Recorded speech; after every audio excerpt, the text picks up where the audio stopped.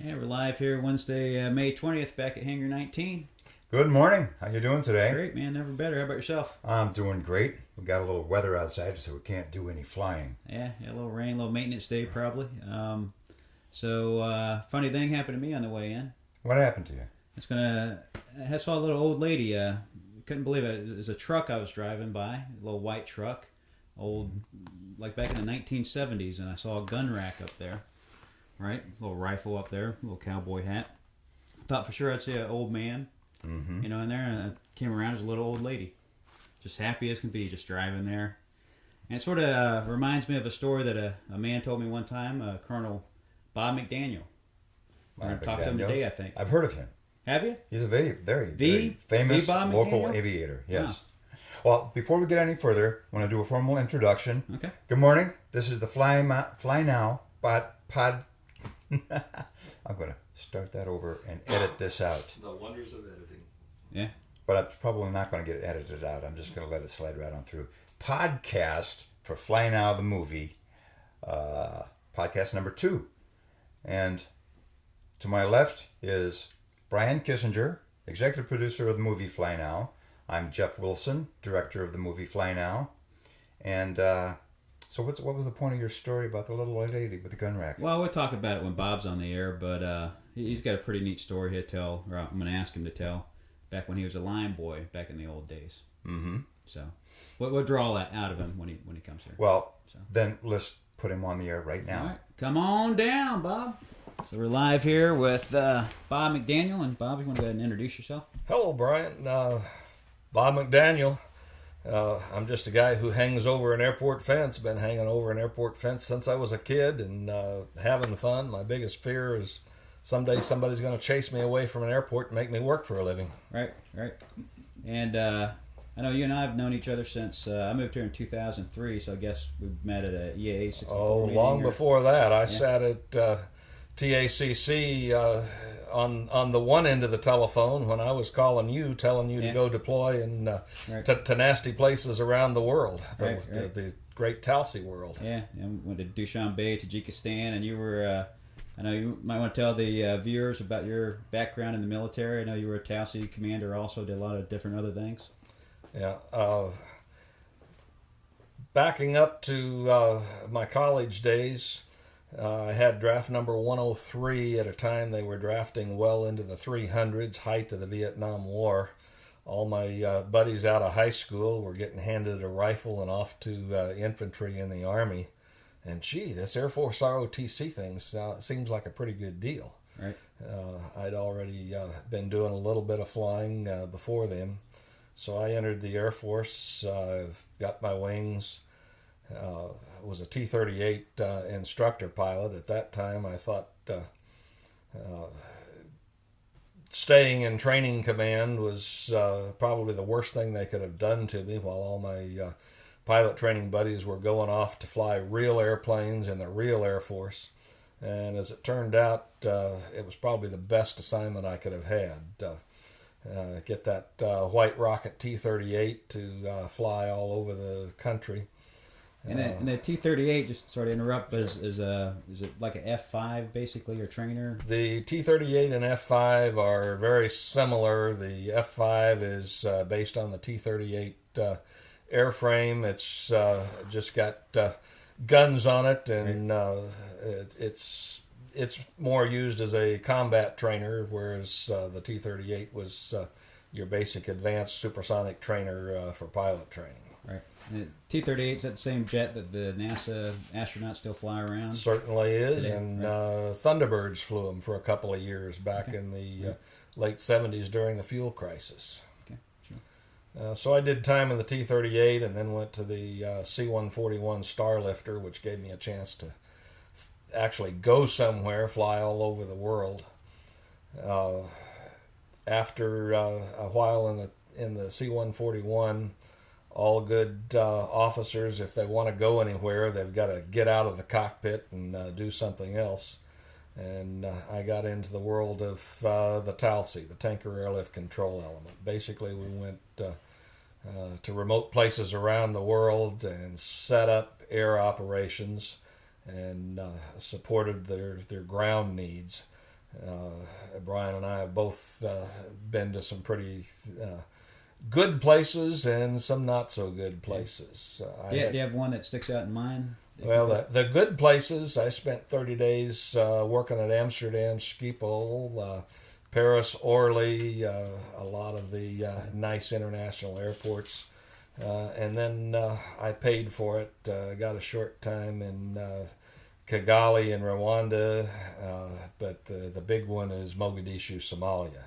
I went into Mogadishu behind the Marines across the beach, and thought I was going there for about 10 days and ended up spending about 5 months there. Okay. Was that during the time that we lost the AC-130? Or I left just a few months before Black Hawk down. Okay. So those things stick in your memory, but the bad parts kind of fade away. Sure. After spending some time out there in the Talsea world, I got called into the headquarters, and that's pretty much the time that you were out in the field doing that sort of thing. Yeah. And we had many a late night phone call, me sitting at the desk here at Scott and you out there kicking the sand, making things happen. Right. Yeah, I remember all those, sort of a blur, the post, 9/11 days, but we got our job done and got back home, and then now we're here in relative peacetime and flying airplanes and trying to help here. Can you take us back to, your time here in the local area at parks, as a line boy, your first days looking over the fence trying to fly? Sure. Yeah, I grew up right here in Cahokia, right across the highway from Parks College. I'd looked up to the sky and watched airplanes since I was a toddler, and there was never any doubt that I was going to go to Parks College and I was going to learn to fly. That's where my love was. As a 14-year-old, I was out mowing lawns and opened a magazine one day and found a $5 Cessna Discover Flying coupon and had a crisp $5 bill, hopped on my bicycle, rode over to then Bi-State Parks Airport at St. Louis Downtown Airport now. Right. And whipped out that $5 bill and the coupon and took my first flying lesson. Absolutely loved it, rode the bicycle home and told my mom about it, and she wasn't too thrilled that we talked about it over dinner that night with Dad. And the next day they drove me to the airport and paid for my second flying lesson, and been flying ever since. Soloed on my 16th birthday and started working as a line boy that same day. Actually, I started working as a line boy the week before. One of those days when my instructor wasn't available, I was basically just hanging over the fence, and a guy in an old Willys Jeep and greasy coveralls drove up. "Hey kid, I see you out here all the time. You want a job?" "Sure, what can I do?" "How old are you?" 15. "Oh, you got to be 16 to work here."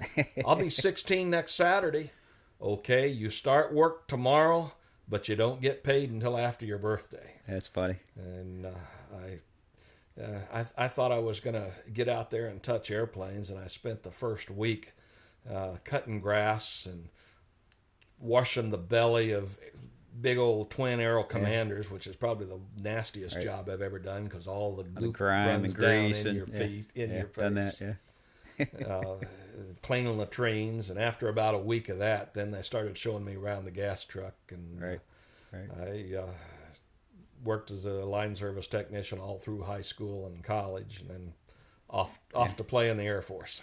Did you get your driver's license or pilot's license first? Actually, I got the driver's license about 10 o'clock that morning because my instructor, he was an interesting guy. He was a World War II pilot, and I never really talked to him. I should have, but I don't know what he flew. Mm-hmm. But he had a bad leg. We'd only do spins in one direction because he didn't want to recover with a bad leg.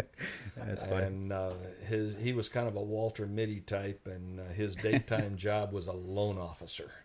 Oh, really? And he didn't get off work till 4 o'clock, so I soloed about 5 o'clock in the afternoon. Okay.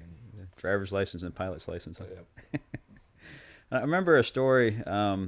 you told me one time about when you were a line boy, and that was sort of the intro I was talking about. I So was that wondering old lady. how you were going to tie this It in. was a Sunday. You told me that an old gentleman would fly in. He would drive his wife to work, and you can give more color to it. And then he would go flying, and his wife would give him a hard time about not going to the service. And he goes, "Well, I'm out here seeing God's glory and everything in the airplane." And he'd make sure he had to leave, drink a cup of coffee, and go, "Oh, it's time to go back. Have to go pick up Gertrude," or whatever her name was. I don't know. You can tell it from. I really had a lot of opportunities. Just getting to hang around the airport, talk to the pilots and the mechanics, everybody around, and they were willing to share their experiences with me and kind of take me under the wing and show me the ways of the world. To back up just a little bit, after I'd worked there a couple of years, it was a winter night, kind of a freezing rain falling, and absolutely nothing flying. So if we weren't out gassing airplanes, we were expected to be doing something. Right. And we'd had a string of those days. We'd already swept the hangar floor about 3 times. All the latrines were shining, and there was absolutely nothing left to do. And going to college then, so I finished up everything outside, had a term paper due in a few days. So I went back behind the desk and sat down at the typewriter and was typing my term paper. It's about 9 o'clock at night, and all of a sudden the front door flung open, and in walked my daytime boss. I thought I was in trouble because I wasn't up sweeping the floor or doing something useful. And she walked around and said, "Oh, I didn't know you can type." And she opened up the desk drawer that she normally sat at during the day, pulled out some papers and said, "Would you type this tonight?" Next morning, a couple of letters were laying on her desk waiting on her. I came back in the next day, and all of a sudden I was promoted to the night and weekend manager. I ran the office while everybody else was out cutting grass and mowing, pumping gas. Excuse me. So that kind of got me behind the counter. Yeah. And that's where I met Mr. Dugan. I'd known Mr. Dugan from flying in every Sunday morning and talked to him briefly, but never really had much opportunity to talk to him until I started working in the office. Ed Dugan was a flying farmer from Waterloo, Illinois. Terrific gentleman. Every Sunday morning about 9 o'clock, his Taylor craft would land at our airport. If there was a high enough ceiling for the ducks to be flying, he was out flying his T-craft. And he would park his T-craft at the gas pumps. Line boy would put a little gas in it, and he'd come inside for a cup of coffee. He usually had 2 cups of coffee and did nothing other than just stand at the counter and talk. And the man had some tremendous wisdom. Really enjoyed him sharing it with me. And that was his story. Was his wife went to church every single Sunday morning without fail. And he would drop her off at church and then go to his hangar, fly off his private strip, and he knew exactly how long it would take him to get back. And she went to church and Sunday school, and he was there, airplane in the hangar to pick her up. And she was worshiping her way, and he was out there experiencing the wonders of God by seeing it from the air. Right. Really a great individual. Yeah, that's an amazing story. I was curious too. When we were driving in for this shoot, for this recording, CPS. Charlie Papa Sierra is the name for the airport where you worked out of, and was the airport director for so many years too. Sort of, I think, Sandbox the Clouds was the name of your Correct. book. So where you were a child to the clouds, sort of indefinite in a way. Through the sky, aviation.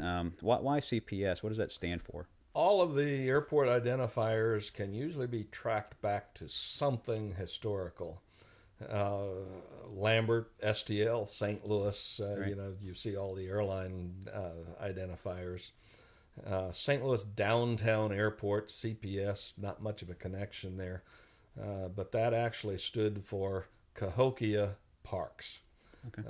Oliver Parks developed the airport. He actually bought it, and it was originally Curtis Steinberg Airport. Oliver Parks bought it and named it Parks Metropolitan. Actually, Curtis Parks Airport, and then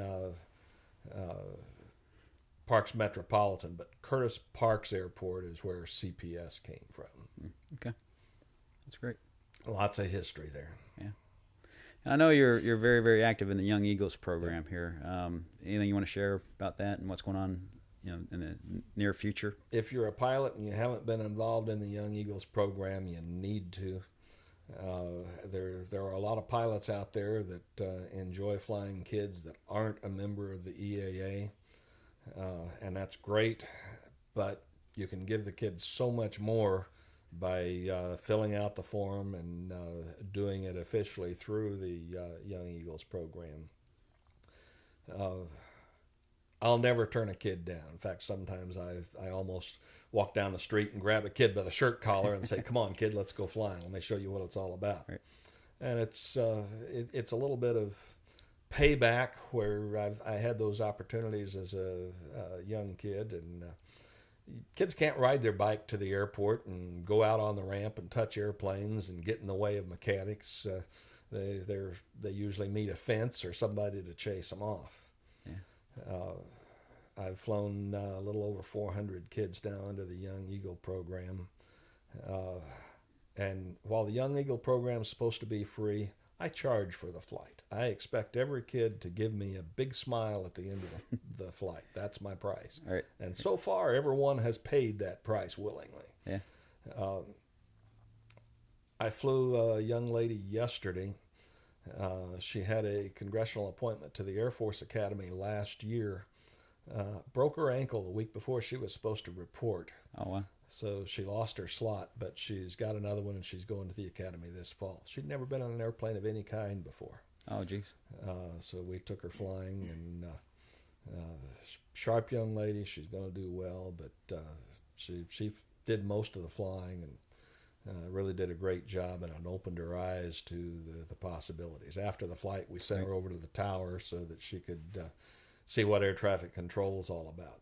Sure. And it's great to take those kind of young people up that are already motivated and know where they're going, but it's even more rewarding to take younger kids that don't have an interest in flying. In fact, the thought that they could fly is totally foreign to them. As a group, our EAA chapter often flies a group of inner city youth. Yeah. You take some of these kids that have never really had a mentor, never had the opportunity to experience some of the things. We take kids from inner city St. Louis, East St. Louis, all different types. You take a group of young black kids, both girls and boys, and we've got a black air traffic controller that works in our tower. We've got some female pilots. We had one Young Eagle rally about a year ago where we had a black 4-star Air Force general came out. Right. And for these kids to... And the current AMC commander, right? Exactly. Yeah. Come in, for these kids to come in from the inner city, experience airplane flight for the first time, and see pilots and air traffic controllers and airport firemen that look just like them. Right. They go away with a whole new Yeah. outlook on life and opportunities. And it's not just aviation. I mean, it's everywhere. I mean, we have a president that is of color, and I mean, as a father of 3 daughters, and are able to do all sorts of things. It's you know, I was at, just add this in there. Saw Tom Brokaw at one of my daughter's graduations, Alexa, and the 21st century is for females. Yep. And you talk about the female that just got appointed to the academy. And it doesn't matter what color you are, race, gender, whatever. Yep. if you want it, just go out and get it. I mean, it's an opportunity there. I think one of the greatest things about aviation is, it's opportunity. And with the Young Eagles program, it gives that to people. Most of the kids that I fly will not make a career in aviation. Right. Some may never fly again. Right. But they will always remember that first flight experience, Sure. and it opens their eyes to other possibilities. Right. Well, great. How we done on time there, Jeff? Fill another 10. Okay. No problem. I know this guy's got stories galore. There was a couple of, before we started recording, that you were talking about, what was it, one where you went to Germany and all these kids came to spend a month. Yeah. But there was something else before that. We can talk about like the Smith Mini plane. We can talk about military stuff. We can talk about a ton of topics. One thing I'm interested in is what's it like to run an airport? It was downtown. It's not Lambert, of course, but it is a busy little airport. Yeah, talk about like just from being a kid there to, because that's huge. I mean, like the Young Eagle part about, now you're giving back, and that kid could maybe one day, 20, 30 years from now, be in the next, the future airport. Good tie-in. Yeah, so Bob, tell me how it felt, to be that little kid on the fence, and then however many years later being the airport director, and now, being the mentor to all those little kids that they might one day, whoever they are, however they look or whatever sex they are, might be able to do that. After 25 years in the Air Force, I knew it was time to get out because I wanted to do other things. I know too many military officers that stay for a long career and then look for that follow-on job where they carry a briefcase and do basically the same thing they were doing in the Air Force, only as a civilian. I wanted to get out and do other things. My original bachelor's degree was in aeronautical administration, a fancy way of saying airport management. And being in the Tallahassee world, that's essentially what we did, was establish an airport operation. I knew that's anywhere what in the world, to do. And I was young enough that if I was going to do something other than military, I needed to get out and do it. Right. So when I retired from the Air Force, I didn't really have any one place I needed to go. My son was a flight instructor for Embry-Riddle. Yeah, Chip. Is Chip's birthday today? Yes, as a matter of fact, it is. Yeah, happy birthday to Chip. Yeah. He is 40 years old today. Wow, how's it feel to? Yeah, I'm too young to have a 40-year-old baby. Yeah, time is timeless, right? He's a captain for JetBlue. Yeah. But at the time, he was. Here we go. Yeah. He was Sitting by a dad of a 40-year-old captain for JetBlue. Yep. Happy birthday, Chip.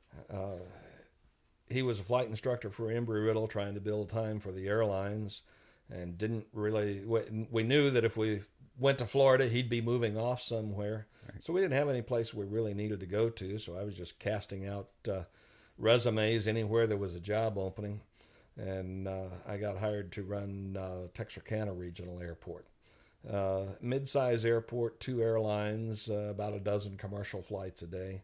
It was a great place to live. It gave me the opportunity to add credibility to really being a civilian airport manager. We went there with the attitude that it was going to be home forever or a stepping stone to something bigger and better, maybe a Lambert or an O'Hare or something. Sure. And after about 6 months, we knew we found home, and we were there forever. Right. But at the 3-year point, the airport manager at St. Louis downtown decided to retire, and there was an opportunity to come back home. And by that time, my son had moved to St. Louis, flying for Trans-States, so it made a lot of sense. Threw my hat in the ring, and they selected me, and I came back home. It was really neat coming back to the place where you started out. I imagine, yeah. When I flew in for the job interview, the retiring airport manager took me for a drive on the airport, and as we were driving through some of the hangar areas, a couple of pilots came out. They kind of looked in the car window and, "Bob, is that you?" There were, when I actually got the job and came back, there were still about 4 pilots, aircraft owners, who had airplanes in the T hangars that I had actually gassed as a 16-year-old. And they still thought of me as the kid, right. And that's not all bad. Yeah, right. But, I spent 15 years there as airport director, and being an airport director is something different every day. You may have a plan, you may know what you think you're going to do when you go in that day, right. but it's something different, something unexpected, and while you may work up a sweat and it may be a tough day, it's never a day of work. It's always a day of pleasure. Yeah, just being at the airport's always fun, huh? Yep. Always something good going on. Yeah. Well, tell us maybe a little bit about the tower, the new tower. I know you worked on that project, and you worked on the new firehouse that they have there, to a lot of the extra money they got post, I guess, 9/11. That's sort of your legacy, I think. Those are some of our big accomplishments. Our airport had a small tower. It was about 45 feet tall. That opened in 1973. A tower that's more than 50 feet requires an elevator, so ours was built at 45 feet to save a lot of money. Right. And it was surrounded by a residential area and trees that were never supposed to grow more than about 50 feet. And because that area was a hog farm and very fertile ground years ago, the botanists say that the trees grew about twice as tall as they were expected to. And we had a control tower that was surrounded by trees that were taller than the tower. Oh, wow. Airplanes actually disappeared in the traffic pattern for about 30 seconds as they were maneuvering to land. And there were portions of the runway where you could put an airplane on the runway to hold and you couldn't see. So for safety reasons, we needed a new control tower. It took a lot of work to get to justify it and obtain the funding, but in, I believe it was 2006, we opened a new 145-foot state-of-the-art control tower. We made some runway extensions and improvements on the ground. Right. And for those of you not familiar with our airport, we're located 3 miles south of the Gateway Arch. You can land and 15 minutes later be downtown at any of the sports venues or doing business. We were the airport where everybody flew into to go to Cardinals and Rams games and hockey games. But the teams couldn't fly in there. They had to go into Lambert or Spirit and take a 30-minute bus ride downtown. Why is that? Is just contracts or something? Or contracts, and we didn't have all the services and facilities that they needed. The airline charters have to have a dedicated trained fire department. We applied for and used stimulus money to build a firehouse, and we established our own airport fire department, which gave us Part 139 airport certification. That's basically an airline level safety criteria. So we went from being a general aviation airport to being a commercial airport, and now we serve most of the teams flying to and from St. Louis, coming in Airbus 319s and Boeing 757s. So airport's grown quite a bit over the years. Right. But I retired just a little over a year ago, which has given me the time to get out there and do the things that I really enjoy doing. You think an airport manager would spend a lot of time hanging around the hangars and flying, but at the end of the day, you want to get away from work. I'm probably a little bit too busy, for that too. Now that I'm retired, I spend a lot more time at the hangar and a lot more time flying. Yeah. Life is pretty darn good. And what are some of the aerospace vehicles, airplanes that you have? Right now, a Cessna 172. It's an old 67H model that I had new paint and interior. Basically, I've got a $30,000 airplane that'll do 80% of what the new $300,000 or $400,000 Cessna 172s will do. It's a great Young Eagle airplane, a great $100 hamburger airplane, and I've gotten into powered parachutes. I've got 2 powered parachutes. Flying the powered parachute's the best flying I've ever done. I've flown supersonic 4-engine transports, but low and slow is the way to go. And as you know, I just recently purchased, haven't taken possession yet, but I purchased a Spacewalker 2 experimental aircraft. It's a 2-place monoplane, very similar in appearance to some of the great monoplanes of the 1930s. Okay. So should be fun. Be a fun airplane. And it's going to be great flying, hopefully for many more years and a lot more times with you and Young Eagle. So I think that's all we have for this segment and podcast 2. We sure do appreciate you coming. And glad to be here. Make sure we get you one of our Fly Now caps, which are now available. Just make sure you email us at info at flynowmovie.com, or you can always reach me at bkk at flynowmovie.com. Thanks for having me. Thanks a lot. Thanks for coming out, Bob. Appreciate it. That's a wrap. Beautiful.